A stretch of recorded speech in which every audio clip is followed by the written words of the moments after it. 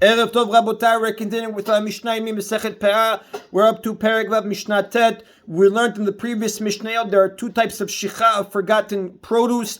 One type is the actual standing grain that you forgot to cut, you overlooked it, you have to leave it for the poor. Likewise, the cut grain that you put into bundles and you forgot about in the field, you also have to leave for the poor. We learned that if the grain is the equivalent of 2 se'ah in volume, it's not considered shicha even though you forgot it, because that's already called a stack of grain, not a bundle. The Torah allows you to keep that. The Mishnah is going to discuss now. Let's say I have 1 se'ah of uncut grain that I forgot about, and next to it I have 1 se'ah of bundled grain that I forgot about as well. Can I combine them, add them to equal the 2 se'ah that I'm allowed to keep them now?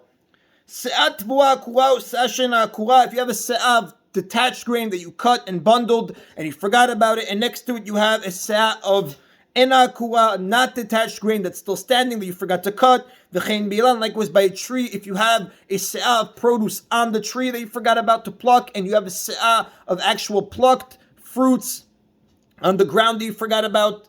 Likewise regarding garlic and onion, if you have 1 se'ah of picked garlic or onion and you forgot it, and next to it you have 1 se'ah of unpicked, uncut garlic or onion that you forgot about, and mitztalfin, the satime, in all of these cases, the forgotten harvested produce does not combine with the forgotten unharvested produce to equal 2 se'ah to be exempt. Shel animhem, rather they belong to the poor. You cannot combine them. Rabbi Yossi says, Im bat reshut ani be'emtza en mitztalfin. Rabbi Yossi actually says something very interesting. He says, if you have property that belongs to the poor, like leket, between the forgotten bundle and the forgotten standing grain, meaning I have the forgotten bundle of wheat, and then I have 1 or 2 leket next to it, and then next to that I have the forgotten standing grain that I forgot to harvest, then he says, and mitztafin, in this case it will not combine. Why? Because since you have the property of the poor, the leket, in between them, we're going to say that they're considered 2 separate uncut and cut grain, that they do not combine.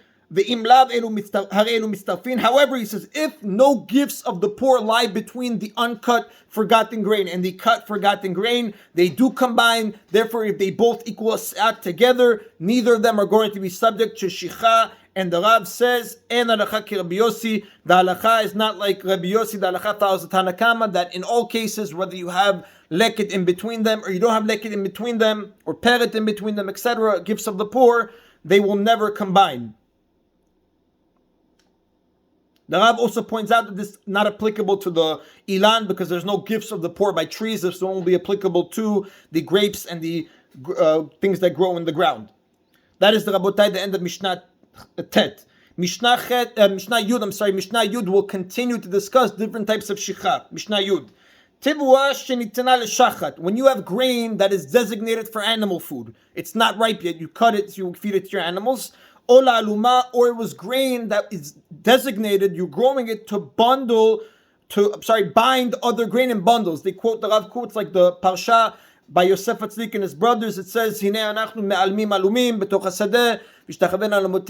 right? Whenever Yosef had the dreams that his brothers were considered alumim, bundles, the Rav says here, you're trying to grow this grain to use to tie other bundles, so it's not food.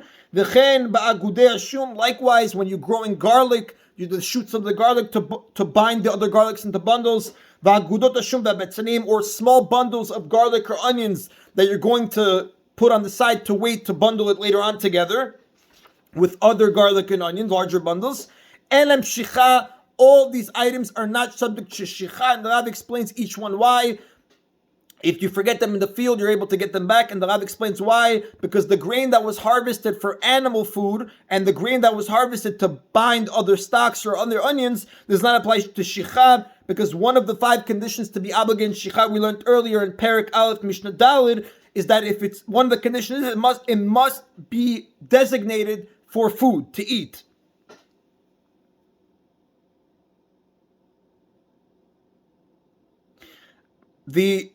Regarding these small bundles of garlic and onions, they're not subject to shicha. Why? Because they're not in the final stage yet. You're still making it into small piles to bring to bigger piles, and we know it only applies by the final stage, and shicha only applies, like we say, to bundles that are being gathered for the final time. The Mishnah continues with different halachot regarding shicha. וכל התימונים בארץ כגון הלוף והשום והבצלים, all vegetables whose edible parts grow in the ground, like loof, which is a type of onion, garlic, and actual onions, because the Rav says majority of the onion grows in the ground, only the leaves stick out of the ground. Rabbi Yehuda omer enem shicha. Rabbi Yehuda says they are not subject to shicha. V'chachamim omrim, but the sages say yesh lem shicha. They are subject to shicha, and they have different psukim, different ways to learn the pasuk.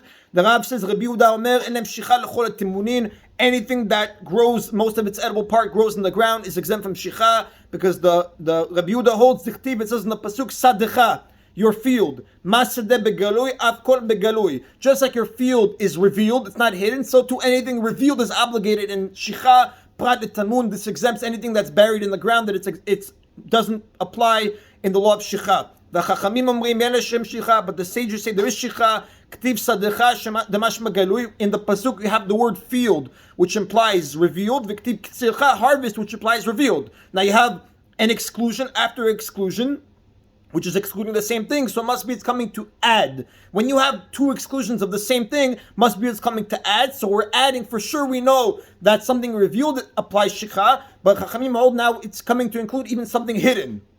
And what does it mean? Perush tamun. The Rav explains, like we said, the edible part grows in the ground. Kigoni says the radish, the onion, the garlic, the lefet, and etc. The halacha does not follow Rabbi Yehuda. Even if the edible parts grow in the ground, they are still obligated in the mitzvah of shicha. That is the end of today's Mishna Yomi, Rabotai. Baruch Adonai Leolam. Amen v'amen.